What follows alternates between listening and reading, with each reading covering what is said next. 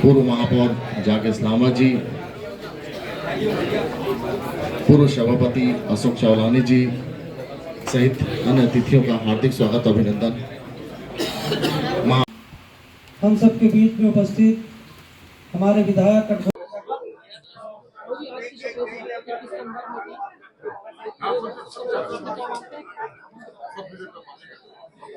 आज मैं आप सबके बीच में भारत की प्रगति की कुछ ऐतिहासिक महत्वपूर्ण उपलब्धियों को साझा करने के लिए उपस्थित हुआ हूं, जिसे सुन करके, जिसे जान करके, जिसे देख करके हर भारतीयों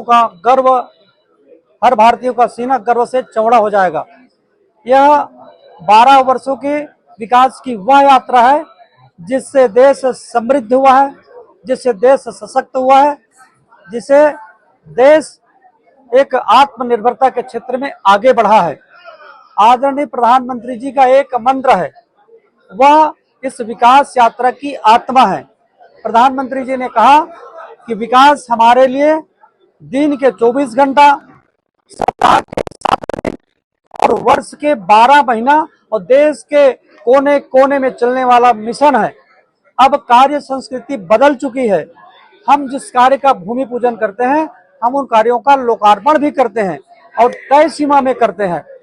इसलिए अब पूरे देश की कार्य संस्कृति बदल चुकी है। इन 12 वर्षों में आदरणीय प्रधानमंत्री जी के द्वारा पंडित दीनदयाल उपाध्याय के बताए हुए मार्गों पर चल करके अनेक जन कल्याणकारी योजनाएं संचालित किए गए हैं। देश की बड़ी से बड़ी समस्याओं का समाधान हुआ है। कश्मीर में धारा 370 समाप्त हुई है। प्रभु श्री रामचंद्र जी के मंदिर का निर्माण हुआ है। नागरिक संशोधन बिल लाया गया है। हमारी मुस्लिम बहनों के जीवन में खुशियां बनी रहे, इसके लिए ट्रिपल तलाक कानून लाया गया है। बड़ी से बड़ी समस्याओं का समाधान हुआ है। नक्सल मुक्त भारत आज बन चुका है। आतंकवाद पर आज भारत कड़ा प्रहार करता है, घर में घुस करके मारने का काम करता है। ये आज का भारत है। और अनेक जन कल्याणकारी योजनाएं हमने 81 करोड़ जनता के घर मुफ्त में राशन भिजवाने का काम किया। 4 करोड़ प्रधानमंत्री आवास बनाए, 12 करोड़ शौचालय बना करके महिलाओं को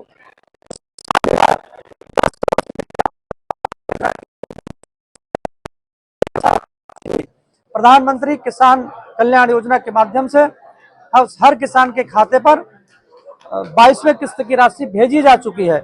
आयुष्मान कार्ड 60 करोड़ से भी ज्यादा लोगों को उपलब्ध कराई जा चुकी है।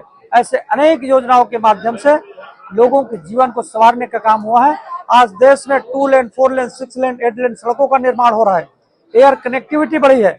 रेलवे का विस्तार हो रहा है। अनेक योजनाओं के माध्यम से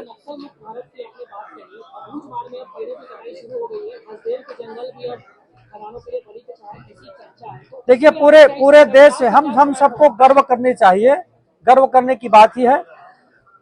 हमारा बस्तर नक्सल मुक्त था। 5 दशक से जहां बम बारूद गोले बरसते थे, कितने जवान हमारे शहीद हुए, कितने हमारे नेताओं को मौत के घाट सुला दिया गया था। कांग्रेस की एक पीढ़ी समाप्त हो गई थी, लेकिन आज वह बस्तर जहां बम बारूद गोले बरसते हैं, वहां अब स्कूल की घंटियां बजेंगे। वहां लोगों के लिए आयुष्मान कार्ड बनाया जा रहा है।